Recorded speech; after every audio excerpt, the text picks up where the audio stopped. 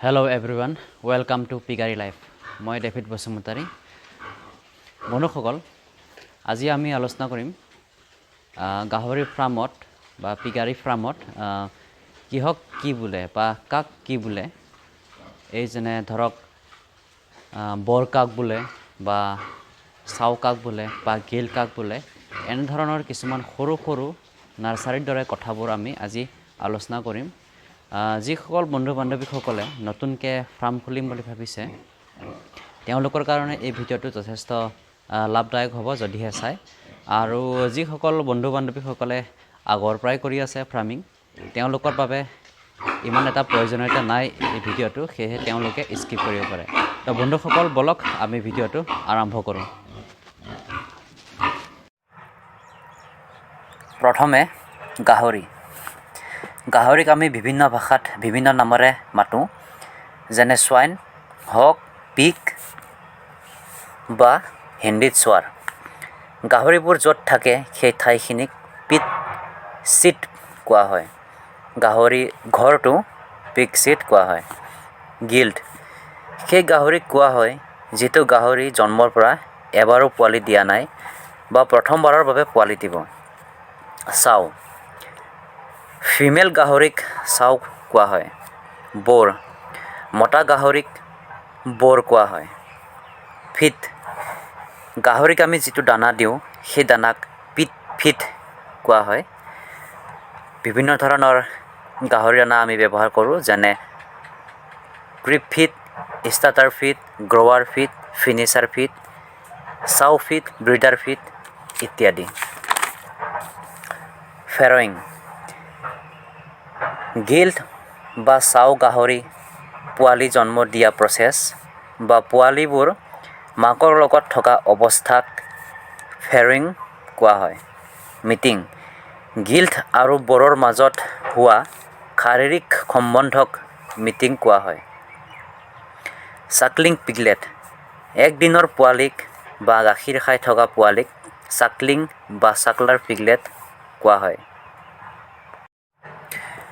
Breeder stock যিটো গাহৰি প্ৰজনন কৰাবলৈ ৰখা হয় তাক ব্ৰিডাৰ কোৱা হয়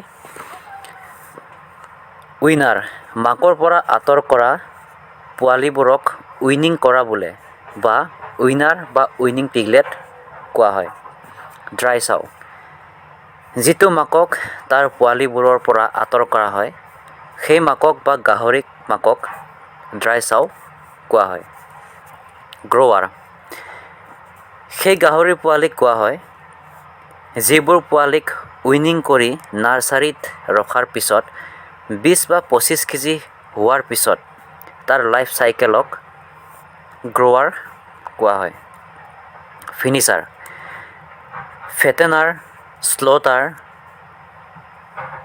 বা আমি যিটো কাটিং কৰিবলৈ ৰাখোঁ বা মাংসৰ বাবে পোহোঁ শেষলৈকে সেই গাহৰিক আমি ফিনিচাৰ বুলি কওঁ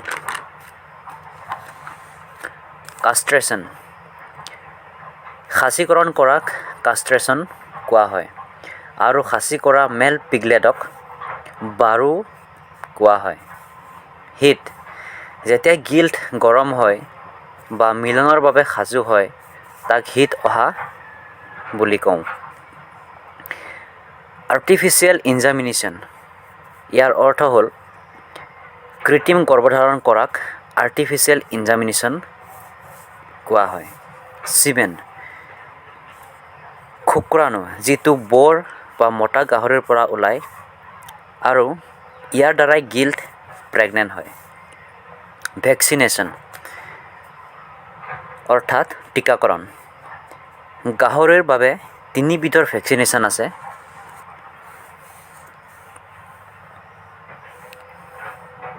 ইনজেকশ্যন বেজী 3 প্ৰকাৰে লগোৱা হয় ইন্ট্ৰামাস্কুলাৰ যিটো প্ৰত্যক্ষভাৱে মাংসত লগোৱা হয় ছেকেণ্ড IV মানে ইন্ট্ৰাভেনাছ 3 নম্বৰ সাবকিউটিনাছ যিটো ছালত লগোৱা হয় লেকটেশ্যন মানে যিটো মাকে পোৱালীক গাখীৰ খুৱাই আছে সেই মাকক লেক্টেটিং চাও কোৱা হয়। গাখীৰ খুৱাই থকা অৱস্থাক লেক্টেশ্যন কোৱা হয়। পিগ ফাৰ্ম ড্ৰেছ, ফাৰ্মত সোমাবলৈ বেলেগ ড্ৰেছ থাকিব লাগে।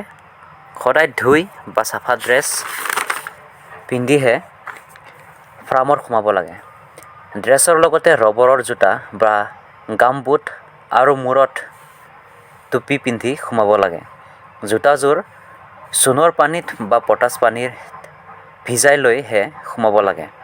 বায়'ছিকিউৰিটি অৰ্থাৎ জৈৱ সুৰক্ষা।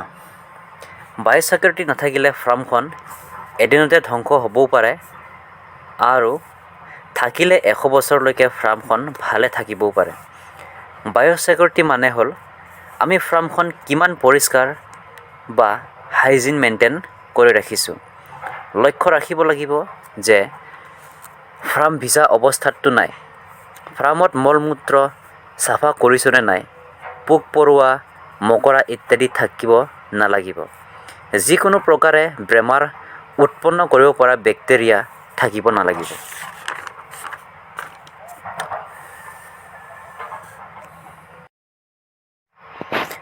থাৰ্মোমিটাৰ। সৰ্বপ্ৰথমে যিকোনো বেমাৰ হোৱা যেন লাগিলে প্ৰথমে থাৰ্মোমিটাৰে চেক কৰি ল'ব লাগে। তাৰ পিছতহে ট্ৰিটমেণ্ট দিব লাগে। থাৰ্মোমিটাৰ এবিধ জ্বৰ জোখা যন্ত্ৰ। তো বন্ধুসকল, আজিৰ ভিডিঅ'টো ইমানতে সামৰণি মাৰিছোঁ। আশা কৰোঁ যিসকলে নতুনকৈ ফাৰ্ম ষ্টাৰ্ট কৰিবলৈ চিন্তা কৰিছে বা নতুন ফাৰ্মাৰ, সেইসকলৰ বাবে এই ভিডিঅ'টি যথেষ্ট লাভদায়ক হ'ব। ধন্যবাদ।